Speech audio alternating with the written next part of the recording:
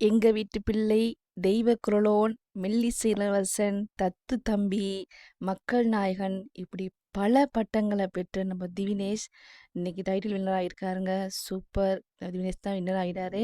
எல்லாரும் எதிர்பார்த்தது திவினேஷ் தான் வின் பண்ணணும்னு சொல்லி, அதே மாரி திவினேஷ் தான் வின் பண்ணாருங்க. அவரு 2வதா பாடுன பாடல் இருக்கே, அப்படி ஒரு பாடலுங்க. சூப்பரான பாடல். எங்க வீட்டு பிள்ளை திரைப்படத்துக்காக, நான் ஆணையிட்டால் அது நடந்து விட்டால் அந்த பாடல பாடுனாருங்க. அவ்வளோ சூப்பரா அப்படி பாடுனாரு. அது ஏற்கனவே நல்ல கருத்துள்ள சூப்பரான பாடல். அந்த பாட்ட தினேஷ் எடுத்து படிக்கும்போது, அவ்வளோ அழகா இருந்துச்சு. சூப்பரா இருந்துச்சு. மெய் சிலுத்துச்சுன்னு தான் சொல்லணும்.